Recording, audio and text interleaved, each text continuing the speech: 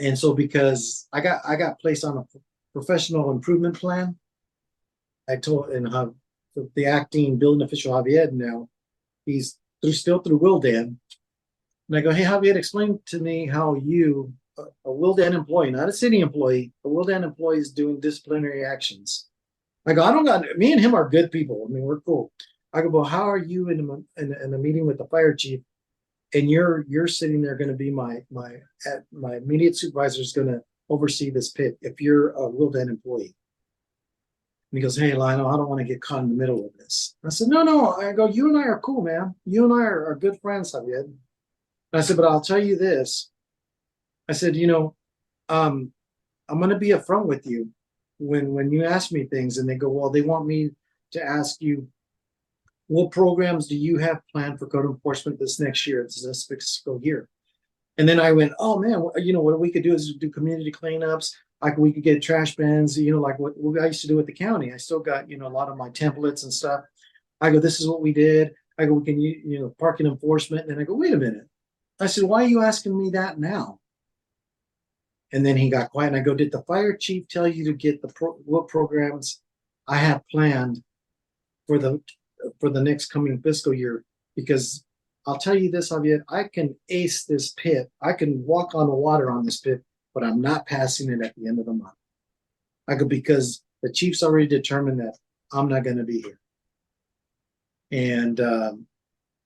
And so, because I called him I don't want to say I called him on the carpet, but I said, hey guys, the code enforcement account, how are code enforcement paying for a state bed that belongs to the fire department?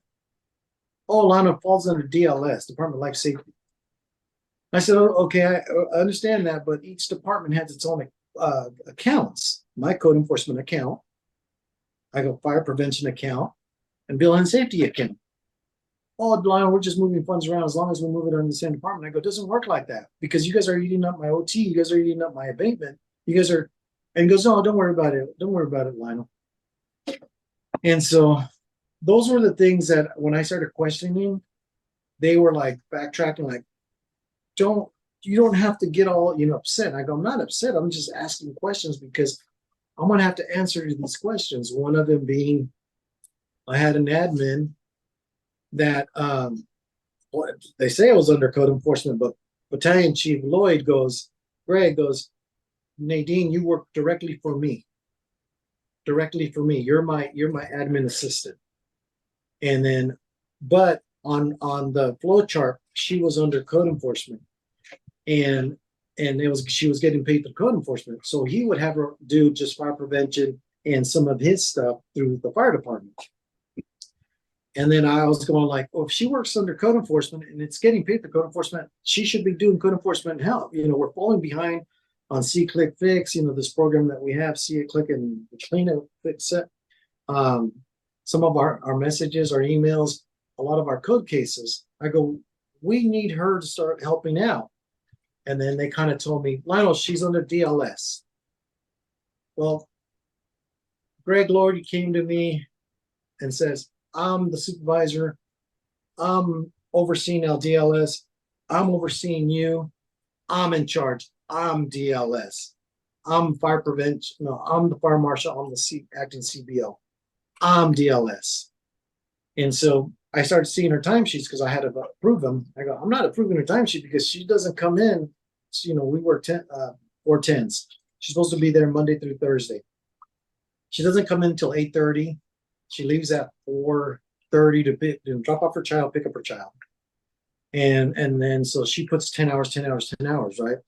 And then there's an investigation going on, and they had called me and they said, hey, Lana, you're the immediate supervisor for Nadine. I said, no, I'm not. And goes, well, it shows that, she's under code enforcement. Have you been improving her time? And I go, no, I haven't. I go, that's Greg Lloyd. I overheard him tell her, you work for me. Don't worry about your time. I'll take care of it. And now she's going on maternity leave. And when she comes back, they're going to make her pay all the hours that because Greg goes, I'm done. I'm done with you. I don't have nothing to do with it. I don't know how she's going to do it. I said, you know what? That's, to me, it was like, that's chicken, man. That you don't do that to people that they told you you should have said, let's try to work, found out how to work it out. But now they're gonna, I think, I don't know how many hours. She's been working since, I want to say September or October, and they're gonna pay her, I think it's 2.5 hours or 3 hours every day. So they're gonna back charge her all these hours.